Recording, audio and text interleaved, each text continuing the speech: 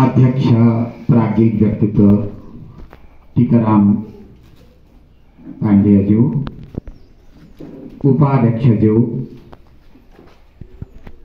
वडाध्यक्षज्यूहरू, वडा सदस्यज्यूहरू, यस संस्था सञ्चालन समितिका समस्त सदस्य परिवारहरू, यो संस्थासँग प्रत्यक्ष वा परोक्ष रूपमा सम्बन्ध राख्नुहुने सनातन वैदिक धर्मका समुपासक, मातृशक्ति एवं पुरुष महानुभावहरू, पत्रकार बन्धुहरू, विषयवस्तु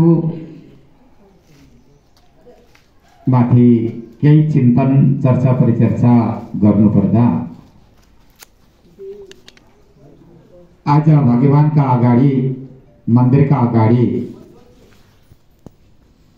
संख्यात्मक रूपमा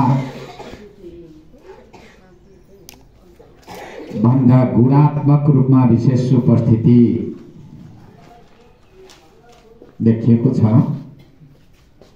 के को लागि किन भन्ने सन्दर्भ उद्घोषकजीले सामान्यतया बोध गराइसक्नु भएको छ। हामी नेपालमा रहने नेपाली, हामी सबै ऋषिमुनि महर्षिहरूका सन्तति, हामीले देवता मान्छौँ, पितृहरू मान्छौँ। देवताहरूको आशीर्वादले घर गृहस्थ आश्रमीहरू अर्थात् प्रथम आश्रमदेखि लिएर चतुर्थ आश्रमसम्मका सबै अनुयायीहरू सुखी भइन्छ, सुखी हुन्छन् भन्ने मान्यता छ।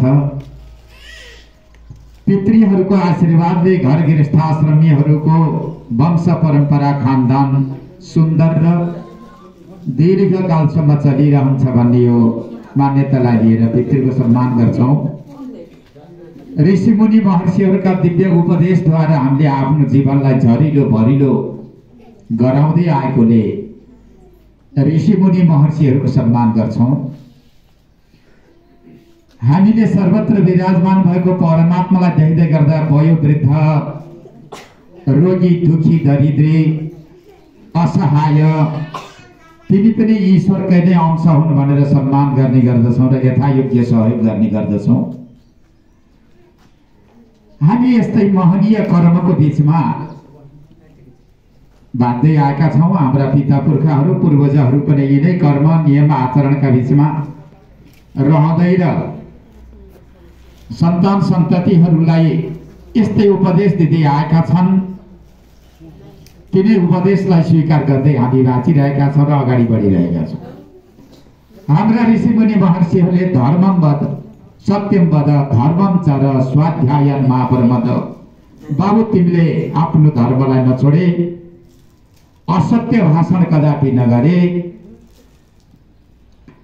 मातालाई अर्थात् आफूलाई जन्म दिने आमालाई देवता माने, पिताजीलाई देवता माने, अतिथि अभ्यागतलाई देवता माने, राष्ट्रप्रति तिम्रो अगाध स्नेह श्रद्धा निष्ठा रहोस्, सबै प्रति भगवत भावनाले सम्मान गर्दै आफ्ना दिनचर्यालाई अगाडि बढाए भन्ने हामीलाई ऋषिमुनि महर्षिहरूको यो नीति निर्देशन र आदेश छ। त्यही अनुसार अगाडि बढ्दै आएका छौँ। त्यही पृष्ठभूमि सन्दर्भ सत्यवती गाउँपालिका वडा नम्बर 6 मा अवस्थित सबैको जनजीवनमा बगेको चोरकाटे, विद्वान मनीषीहरूले चोरकाटे राम्रो भएन, परमानन्द नगर राखौँ न। परमानन्द स्वामी भनेको भगवानको अवतार नै हो। झोलीमाला आफूले मात्र नसमाएर कुटीमा राखेर राष्ट्र राष्ट्रियता जोगाउन, शिक्षादेखि विमुखा भएका व्यक्तिहरूलाई शिक्षाको मूलधारमा ल्याउनको लागि, सनातन पद्धतिलाई भुलेका व्यक्तिहरूलाई सनातन वैदिक धर्मको बोध गराउनको लागि हामी जस्ता व्यक्ति अर्थात् म जस्तो व्यक्ति अगाडि नसरे अरू को सर्छ भनेर आफ्ना व्यक्तिगत पूजा ध्यान जपलाई पनि थाती राखेर कुटी होइन, सनातन वैदिक धर्मको रक्षा गर्नको लागि मठ मन्त्री चाहिन्छ। मठ मन्त्रीले मात्र पुग्दैन, अब दर्शन शास्त्रका अध्येता पनि यहाँ उत्पादन गर्नुपर्छ, जसले राष्ट्रको व्याख्या गर्छ, जुन विद्याले संस्कृतिको व्याख्या गर्छ, जुन विद्याले जुन आफू जन्मेको माटो छ त्यो माटोको व्याख्या गर्दछ। जननी जन्मभूमिश्च स्वर्गादपि गरीयसी, यस्तो व्याख्या गर्ने व्याख्याता जन्माउनको लागि गुरुकुलमहरू चाहिन्छन् भनेर एकातिर गुरुकुलम, पूर्वीय वाङ्मय पाठन गराउने गुरुकुलमहरू, पाश्चात्य दर्शनलाई पढाउनको लागि स्कुलहरू, सनातन वैदिक धर्मको रक्षा गर्नका लागि मठ मन्दिरहरू, 2-4 शीर्षक होइन अनन्त शीर्षकहरू लिएर गाउँ गाउँमा टोल टोलमा गएर संस्कृति संस्कार मर्यादा परम्परा, पिताको कर्तव्य के हो, पुत्रको कर्तव्य के हो, सासूको कर्तव्य के हो, बुहारीको कर्तव्य के हो, छोराछोरी नाति नातिनाको कर्तव्य के हो, ब्रह्मचारीहरूको वानप्रस्थ गृहस्थ सन्यासहरूको कर्तव्य के हो, यी सबै कुराहरू बुझाउँदै लगभग 60 वर्षको उमेरमा उहाँले आफ्नो यह लीलालाई समाप्त गराइदिनु भयो। अब कार्यक्रम गर्नु आवश्यकता देखिएको छ, अनिवार्यता देखिएको छ, त्यसैले अब सबै मिलेर एउटा कार्यक्रम अनुष्ठान र हामीले जुन कोणबाट जे गर्न सक्छौँ अवश्य नै त्यसलाई गर्छौँ र तपाईहरू सबै अगाडि बढ्नुपर्छ। त्यसको लागि अब हाम्रो त मनमा लागेको थियो तिथिमिति कमसे कम मुक्सिर महिनामा भइदियो भने धान्याचलले एउटा सान्दर्भिकता पनि पाउँछ। सस्यशालिनी भनेर भनिन्छ, धानले अन्नले परिपूर्ण भएको सुन्दर महिना भनेको त मुक्सिर महिना थियो। अब यो कार्यक्रम जेठ महिना, अब मैले आज तिथिमिति नै घोषणा गरिदिन्छु। लगभग हिजो दिब्रुङमा थिए भक्तहरू धेरै नै, मैले हिजो दिब्रुङबाट घोषणा गरिसकेको छु।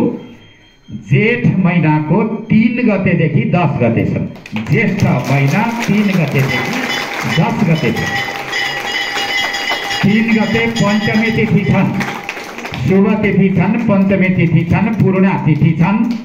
त्यो पूर्णा तिथि पञ्चमी 3 ज्येष्ठ 3 गतेदेखि 10 गतेसम्म। यद्यपि हामीलाई अप्ठ्यारो छ, 11 गते बागलुङको त्रिपुरेश्वर महादेवको रथयात्रा छ, उहाँ पुग्नुपर्छ। यसलाई समापन गरेर पनि बरु 10 गते नसुताउला, रातारात उहाँ जाउँला र पनि यो मन्दिरमा पूजा आजा गर्नको लागि यज्ञ सम्पन्न होस्, बरु दुःख हामीले गरौँला र यसलाई अब पछाडि सार्नु हुँदैन र यसको कोष पनि राम्रो जम्मा गर्नुपर्छ, यज्ञ अनुष्ठान पनि राम्रो हुनुपर्छ। फेरि हामी साधुहरू जहाँ जहाँ जान्छौँ त्यहाँ यज्ञ नाम मात्रको यज्ञ हुँदैन, विधिवत यज्ञ गर्नुपर्छ। देवतालाई लिएर पितृलाई बुझाएर अतिथि अभ्यागतको सेवा गरेर जो अवशेष रहन्छ त्यो अमृत हुन्छ, त्यो अमृतले सदा सर्वदा संस्थाको श्रीवृद्धि हुन्छ। त्यसैले अब ज्येष्ठ 3 गतेदेखि 10 गतेसम्म श्रीमद् भागवतलाई माध्यम बनाइनेछ। लक्ष्य हवन हुनेछ है, 1 लाख गायत्रीले हामीले आहुति दिनुपर्ने हुन्छ। और त्यसका अङ्ग प्रत्यङ्गहरू जे छन् त्यो अब हामीले पण्डितहरूलाई नीति निर्देशन गर्दछौँ। अब मैले तिथिको ढोका खोलिदिएको छु, हामीले दुवैजनाको सल्लाहले मैले खोलिदिएको छु, तपाईँहरू सबै लाग्नुहोला। अब एउटा ठुलो मूल समितिको बिचबाट कार्य सम्पादन एउटा सचिवालय समिति भनेको